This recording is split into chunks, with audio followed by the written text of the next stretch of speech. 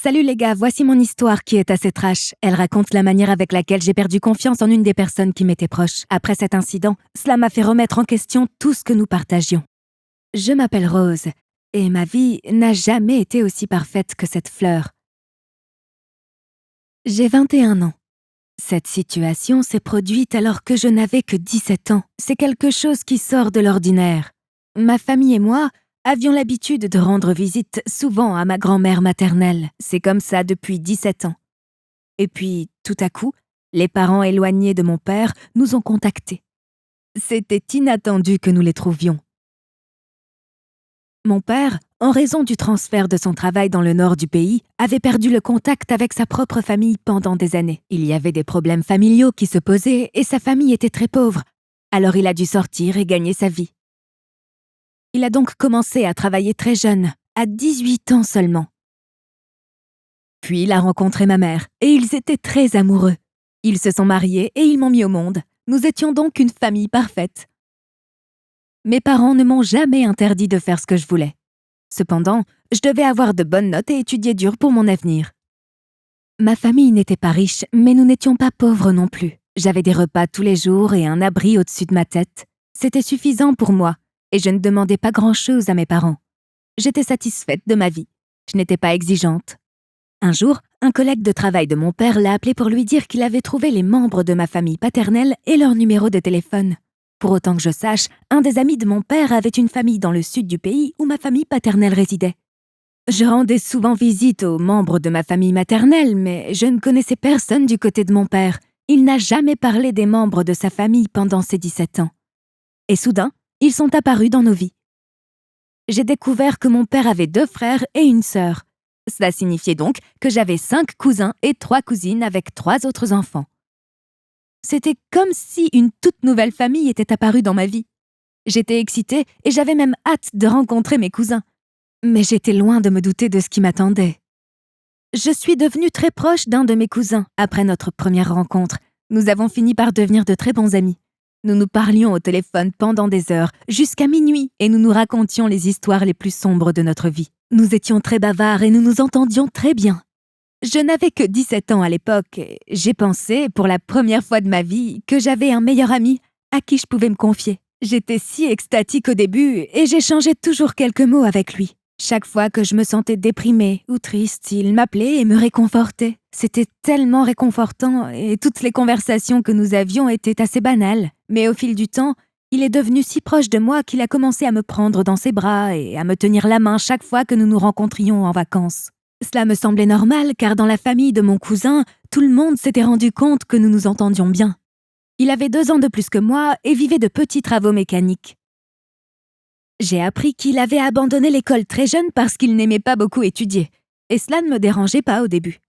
Cependant, quand je lui ai demandé d'écrire des mots de base en anglais, il s'est avéré assez stupide et je me suis dit « mais qu'est-ce que c'est que ça ? Même s'il a abandonné l'école très jeune, il devrait au moins savoir écrire les initiales de son nom, non ?» Eh bien, il était tellement illettré qu'il ne pouvait rien écrire d'autre que son propre nom. Chaque fois que la mère de mon cousin essayait de lui faire des suggestions sur la façon dont il devrait s'instruire, il refusait toujours d'écouter et se comportait comme un con. Quand je me suis rapprochée de lui, il m'a dit qu'il louait une voiture et qu'il l'utilisait souvent, parce qu'il aimait les balades en voiture et qu'il partait souvent en voyage avec ses amis.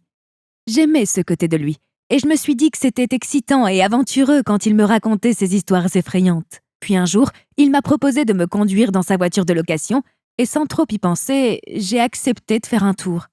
C'était la première fois que je faisais un tour avec quelqu'un comme ça. Je me suis donc sentie très excitée et je suis partie avec lui.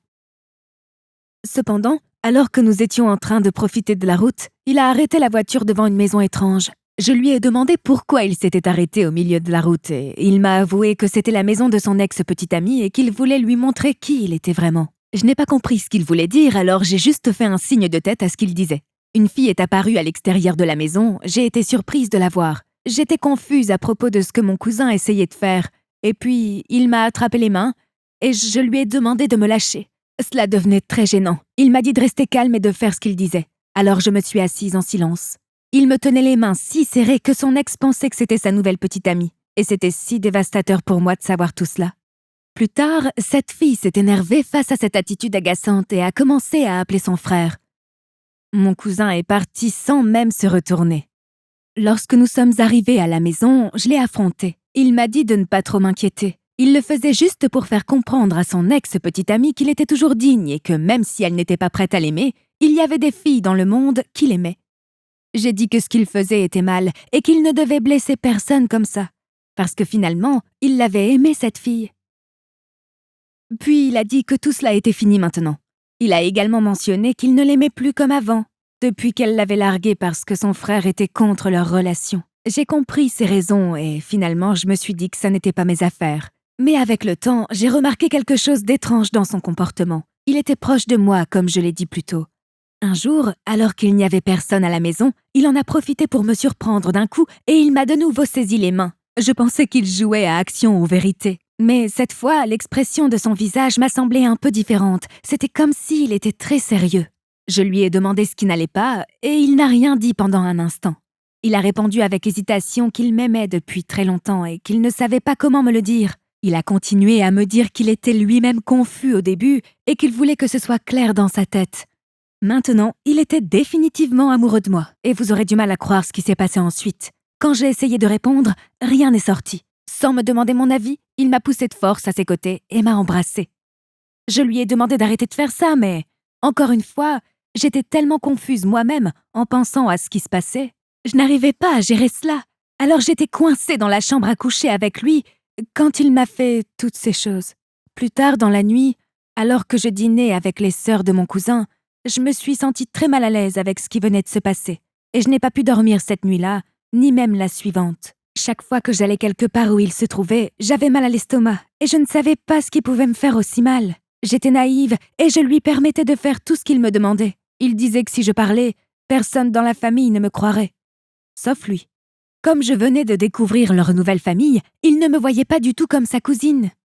Au lieu de cela, il m'a demandé de devenir son amante secrète. J'ai refusé plusieurs fois en lui disant que nous étions de la même famille et que c'était mal. Mais il a ignoré tout ce que j'ai dit. J'ai essayé de protester par tous les moyens possibles pour lui faire comprendre que ce qu'il faisait était mal, mais toutes mes tentatives ont été vaines. Lorsque mes vacances ont pris fin et que j'ai dû rentrer dans mon pays, il m'a serré très fort dans ses bras et a versé des larmes de crocodile. Il m'a dit que je lui manquerais et m'a demandé un baiser. J'ai complètement refusé, et bien qu'il soit resté seul dans sa chambre et qu'il ait essayé de m'y obliger, j'ai crié fort en appelant mes jeunes cousins. Dieu merci, ils sont venus à mon secours. Malheureusement, personne n'était au courant de mes souffrances et j'ai dû les endurer en silence. J'ai gardé le silence pour ne pas créer des problèmes entre moi et la famille de mon père. Puis les vacances sont revenues et cette fois, nous avons dû repartir car c'était l'enterrement de ma grand-mère et je ne pouvais pas dire à mon père que je ne voulais pas y aller. J'ai eu pitié de lui et j'y suis allée. Mais ce que je craignais le plus est arrivé. Après cette année, je ne m'attendais pas à le voir. Il a essayé de s'approcher de moi et m'a forcé encore plus à l'embrasser. Je lui ai dit d'arrêter de me faire ça et d'avoir un peu de respect pour l'enterrement de notre grand-mère. Il a refusé de m'écouter et m'a dit que si je refusais, il dirait à toute la famille que j'étais à l'origine de tout cela. J'étais jeune et naïve, alors je le croyais chaque fois qu'il m'embrassait et me promettait qu'il changerait. Mais il ne l'a jamais fait. Personne, et je dis bien personne dans ce monde, ne le connaissait mieux que moi. J'étais tellement stupide de penser qu'il était mon cousin et qu'il changerait avec le temps. En réalité, il n'a jamais changé, il a toujours profité de moi. Puis j'ai reçu un coup de massue. Je suis allée me baigner avec lui dans un étang voisin. Il m'a appris à nager. Il profitait du fait que personne ne savait ce que j'étais en train de vivre. Il m'a acheté de jolis cadeaux pour essayer de gagner mon cœur. Cependant, je n'étais pas heureuse de ce qu'il me faisait, et cela m'a coûté ma santé mentale. Chaque nuit, je pleurais en silence et je m'endormais en pleurant, me demandant ce que j'avais fait de mal pour mériter cela, et pourquoi je me sens si accablée par des émotions que je ne peux pas exprimer. Cette situation devenait incontrôlable, alors j'ai décidé de prendre les choses en main. À chaque fois qu'il était dans les parages, je m'éloignais de lui, et petit à petit, j'ai réussi à l'ignorer, lui, ses appels, tout. J'ai pensé que c'était fini et que le problème était résolu. Mais après des mois sans se parler, il m'a appelé d'un numéro anonyme et m'a demandé si j'allais bien. Je lui ai répondu que ce n'était pas ses affaires de toute façon. Et il m'a répondu que je ne pourrais pas mener une vie réussie parce que j'étais un gosse inutile après tout. Je ne savais pas à ce moment-là ce qui m'avait prise. Je l'ai traité de sale canaille pour avoir ruiné ma vie. Et je lui ai dit de ne plus jamais me contacter, sinon la police serait impliquée, et que j'avais même enregistré tout ce qu'il disait. Je lui ai dit de ne plus jamais me parler de toute sa vie. Il a juste raccroché sans dire un mot. Depuis ce jour, il ne m'a plus jamais contactée. Je me suis sentie comme libérée et mes parents ont également cessé de leur rendre visite par la suite parce qu'ils avaient leur propre dispute familiale concernant les biens et l'argent. Alors, les gars, je vais vous dire à tous de ne jamais, jamais laisser quelqu'un vous contrôler et vous manipuler au point de rester sans voix. Même s'il vous menace, soyez courageux et défendez-vous, car personne ne mérite d'être traité comme j'ai été traité par mon agresseur. Et s'ils disent que le problème c'est vous, ce n'est pas le cas. Ce que vous devez faire, c'est couper les ponts, tous les contacts avec les personnes toxiques dans votre vie. Et alors votre vie changera pour le mieux, je vous le promets. Merci les gars d'avoir écouté mon histoire. Laissez vos commentaires dans la section ci-dessous. J'adorerais les lire.